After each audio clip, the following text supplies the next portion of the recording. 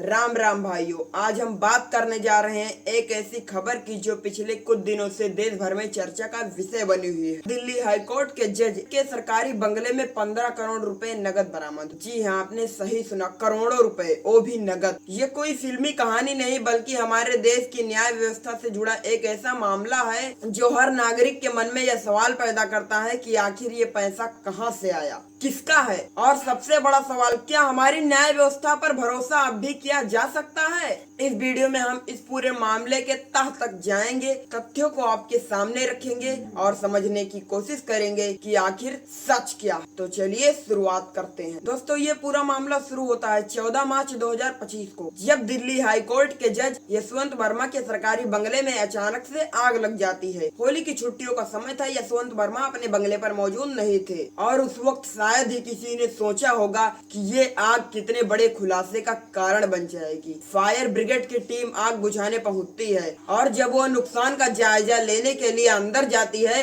तो एक कमरे में उन्हें कुछ ऐसा मिलता है जिसकी किसी ने उम्मीद नहीं की थी। करोड़ों रुपए के नोटों के ढेर जल रहे थे। हाँ, वही नोट जिसे कमाने के लिए मिडिल क्लास की कमर टूट जाती है। उस जले हुए नोटों की तस्वीर हाई कोर्ट ने अब पब्लिश भी कर दिया है। अब सोचिए, एक जज के घर में इतना पैसा, वो भी कैश में। ये कोई छोटी मोटी रकम नहीं थी बल्कि सूत्रों के मुताबिक इतनी बड़ी धनराशि थी कि गिनने में लगभग घंटों लग गए। 15 करोड़ रुपए।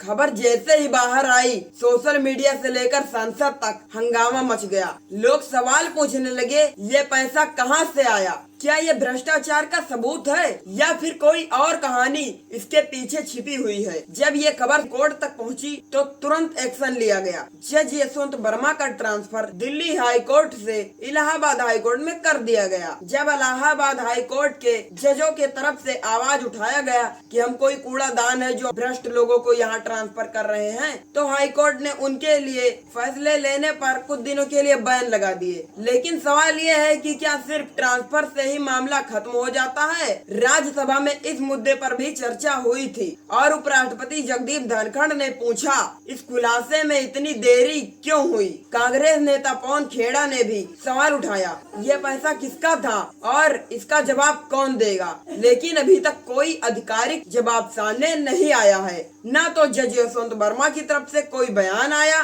न ही सरकार ने इस पर कोई स्पष्ट स्टैंड लिया। और यही वो बात है जो इस मामले को और संदिग्ध बनाती है। अब बात करते हैं असली मुद्दे की। ये पहली बार नहीं जब हमारी न्याय व्यवस्था पर सवाल उठे हैं। एक रिपोर्ट के मुताबिक भारत में भ्रष्ट जज के घर से मिले करोड़ों रुपए सिर्फ एक इंसान की कहानी नहीं बल्कि ये एक बड़े सिस्टम का हिस्सा हो सकते हैं। एक सर्वे के मुताबिक 2023 में 40% से ज्यादा लोगों का मानना था कि भारत की न्याय व्यवस्था में भ्रष्टाचार मौजूद है। और जब एक हाई कोर्ट के जज जैसी बड़ी पोस्ट पर बैठे इंसान के घर में इतना कैश मिलता है तो आम आदमी का भरोसा डगमगाना लाजमी है। सोचिए, एक जज की सैलरी कितनी होती है। हाई कोर्ट की जज की मासिक सैलरी 2,25,000 रुपए, मतलब साल भर में ये करीब 27 लाख हुए। अब अगर करोड़ों रुपए की बात हो रही है तो क्या यह संभव है इतना पैसा सिर्फ सैलरी से जमा हो? जवाब साफ है, नहीं। तो फिर ये पैसा कहाँ से आया? क्या हो सकती है इसके पीछे की वजह?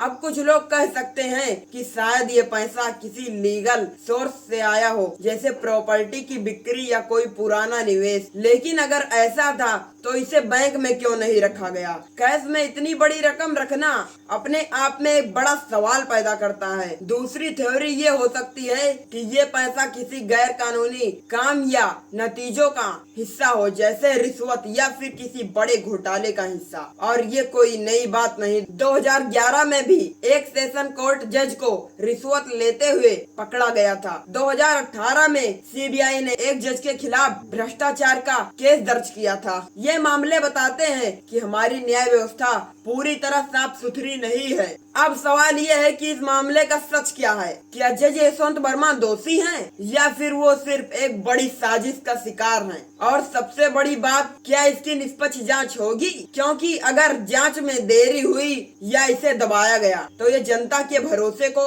और तोड़ेगा। सुप्रीम कोर्ट द्वारा ट्रांसफर तो कर दिया गया, लेकिन क्या ये काफी है? क्या इसके बाद कोई सख्त कार्रवाई होगी? क्या हमें पता चलेगा कि ये पैसा किसका था और कहां से आया?